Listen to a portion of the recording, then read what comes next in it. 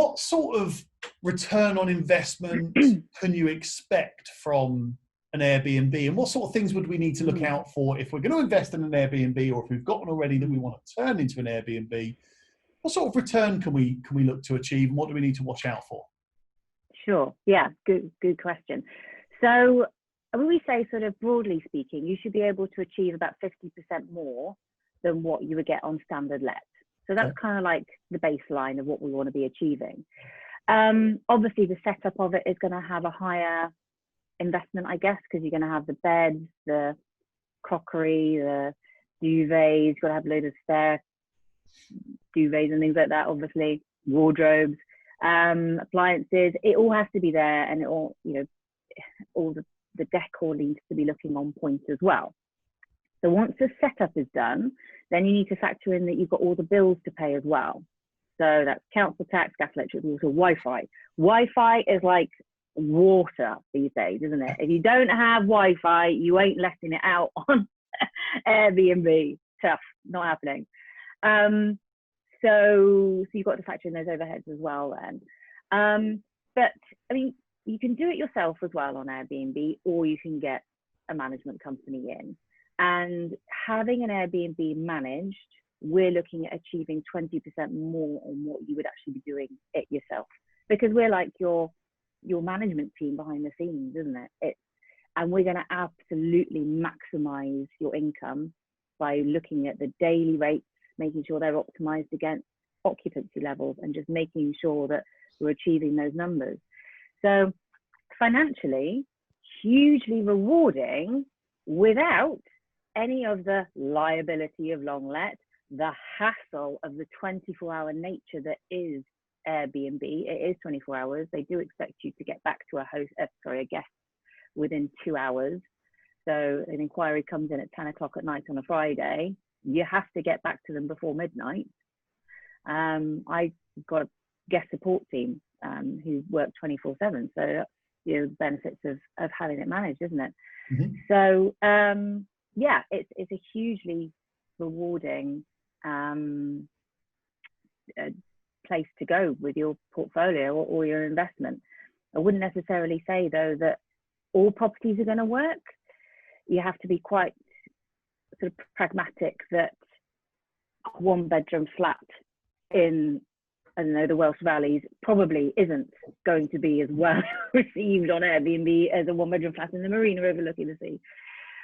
So don't put all your eggs in one basket is what I'm saying here. It needs to have some sort of serious thought as to whether or not a property will work. But if it is in the right location, looking the right way and managed in the right way, then hugely rewarding.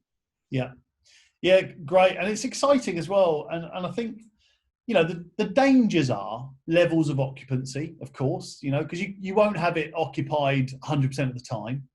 I know when I used to work in a hotel years ago, we're going back some time here, but there was a big target on occupancy levels. And if your occupancy was below target, you would drop the hotel rate to make sure your occupancy comes up. And it was only ever about 80%. So I guess it's the same I know it's the same with serviced accommodation. What would you hope for as a good occupancy level and a bad occupancy level? Yeah, great question, because it does all come down to occupancy and also nightly rates, of course, because that you can have 100% occupancy 12 months of the year if you put your property on for £10 a night. Yeah. So it's optimizing, isn't it, the nightly rate against the occupancy and try and get that sweet point there. So I'm really looking at averaging at about 65 to 70% right, over a 12-month period. I mean, here in Swansea, historically, we've been hugely seasonal. So last January, I was over the moon to get 12% occupancy, because let's be real about this, who's coming to Swansea in the middle of January? It's not the most exciting place in the world, But, we've still got people visiting for family or maybe odd work trip that needs to be done. But people are kind of like settling down, aren't they, after Christmas? So it's pretty dire. The weather's not great here. But come August, we were, this past August was a bit crazy, of course, but we were up to like 98% in about 48 hours when Airbnb Wow. opened. So it was bonkers busy. So yeah, I mean, when coronavirus lockdown hit, that was, well, it was really hard for a lot of landlords on Airbnb, because of course we had to just close our doors and just lock the properties up, and you have zero occupancy. You know, will we ever have that again? We just need to plan for, if we have localized lockdowns, how are we going to manage that really? So yes, a lot of landlords did then convert back onto LongNet to have that income stability. So it's having the mindset that yes, this is going to fluctuate. We've got more challenges with coronavirus than what we had before.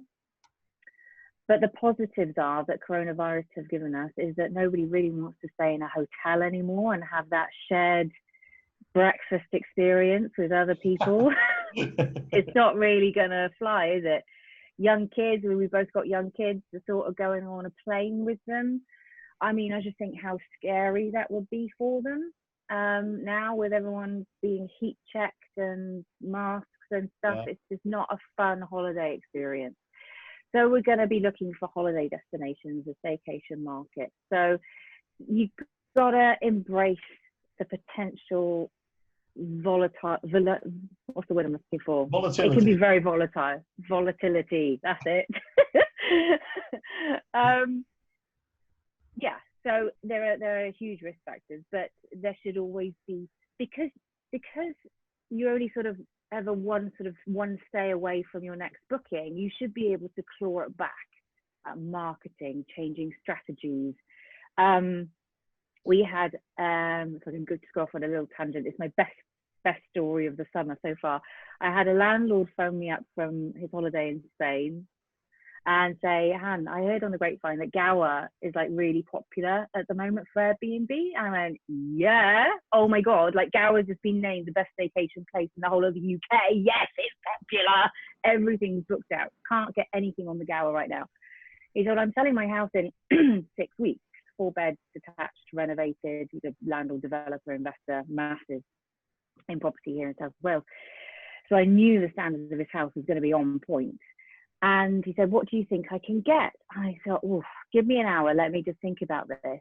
And I was like, right, £450 a night. £450 a night. And he was like, go on then. So not only, he said, well, I can't leave until you've got me a booking. And we literally had a booking within 24 hours. So I said, if you can get out of your house in 3 days, we'll list it and we'll get £450 a night. And we got that consecutively, 3 weeks consecutively for him. Honest to God, what a rush. What a rush. Because it was cheaper than a hotel. You know, family with older teenage children on the Gower, ideal. After 3 weeks, we realized, hold on a second, we haven't got another booking coming in. What are we going to do? Change strategy, change the avatar of our guest. Okay, we're now going for like walking holidays. They might not want a fixed week. Let's reduce the nightly rates down, reduce the price. And suddenly our occupancy went up. And yes, he wasn't achieving necessarily as much as he was getting for a full week at 450. But again, we extended the stay for an extra week, the calendar. He's kind of made that back. So yeah, it's about having the creative mind with it. You can't just have a property on Airbnb, list it like you would on Rightmove and go, oh, £500 a week and hope that bookings are going to come in. You've got to be on it every single day. So it is really time consuming. I guess that's another one of the downsides really for any landlord wanting to do this himself, is the time element is massive. But again, hugely rewarding when you do go bold and scary and go, oh yeah, we're going for this, and then you get it. So you're like, yeah. Yeah, and you've got to look at it across the whole year, haven't you? You've hit the nail on the head there. Yeah, you can advertise it at 450 and you'll get bombarded, and then when the demand drops and you leave it at 450, then you're only shooting yourself in the foot. So you might have it empty for a month because you've left it at 450. But just by dropping it down to 350, you'll have it full for that month. So yeah, you're right. Staying on it from start to finish is It's the same in regular lettings, isn't it? Standard lets or single lets. Mm. That really, if you're going to do it yourself, you have to stay on it. Maybe not to the Yeah. level of holiday lets, but certainly got to stay on it.